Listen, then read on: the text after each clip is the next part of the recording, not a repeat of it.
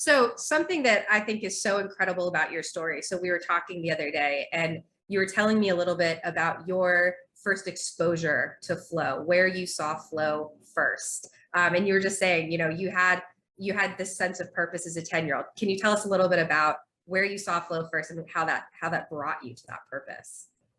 I think the major, when I look back now and think about what it was that really got my attention, it was my mother.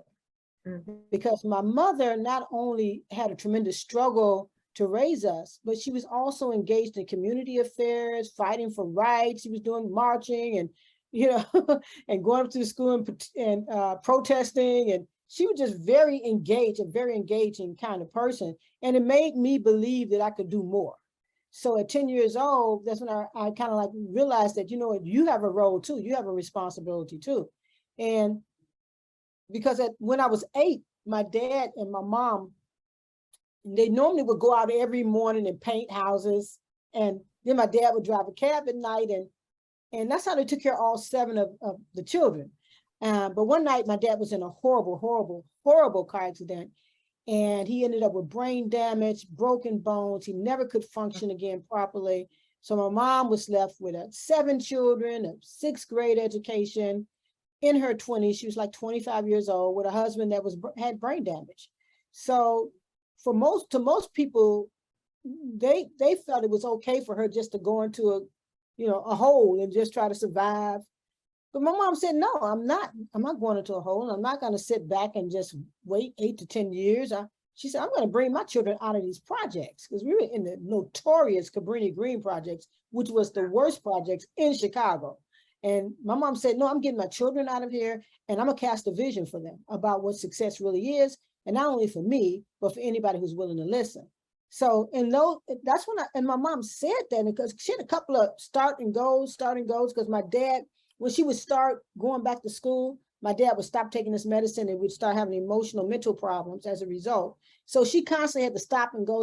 Finally, she sent him to live with his mother so his mother could take care of him so she could go on back to school and finish school. And so when she she decided she was going to be a nurse, they told her, you need to lose 35 pounds. She was weighing 165. They said, you need to be 125.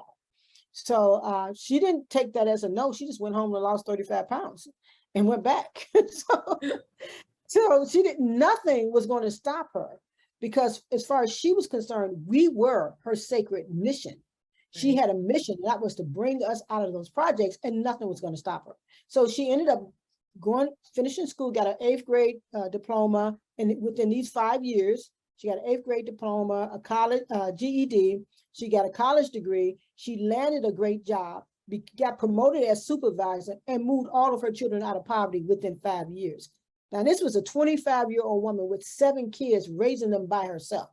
Wow. Okay. And when I asked Mom, what was your plan B? I mean, what did you have a backup plan? What if this didn't work, this big undertaking that you were planning to take? She said, there was no plan B. There was no not be able to do it. There was no failure. It was just one thing. And that was the sacred mission. And I just felt like, she said she felt like somebody was guiding her steps.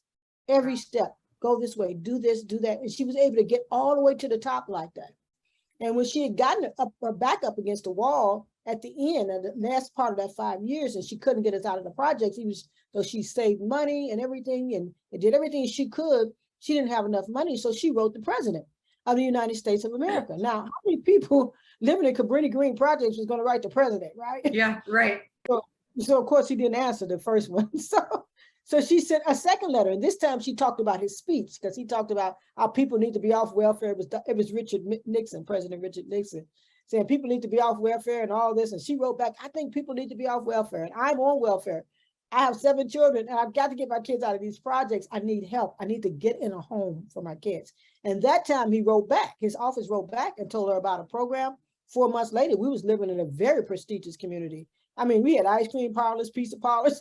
We had all kinds of shopping centers, everything, things we had never experienced in the Cabrini Green or even before that. So she took us on a journey in those 5 years, and I watched her in those 5 years. That's what made me know it was possible to do all kinds of things that people say was impossible. I was just going to say, talk about mastering the art of the impossible. Your mom had it down. And we talk all the time about the power of mindset and how critical it is to have this wide open belief spotlight, because you tend to generate more possibilities. You see more potential courses of action. Like, why not, write a letter to the president, how do you think, it sounds like your mom really modeled that growth mindset and that wide open belief spotlight. How do you think that's impacted your evolution professionally and personally? Very much so, because it made me understand that nothing was impossible. That any challenge that I was facing, I could overcome it.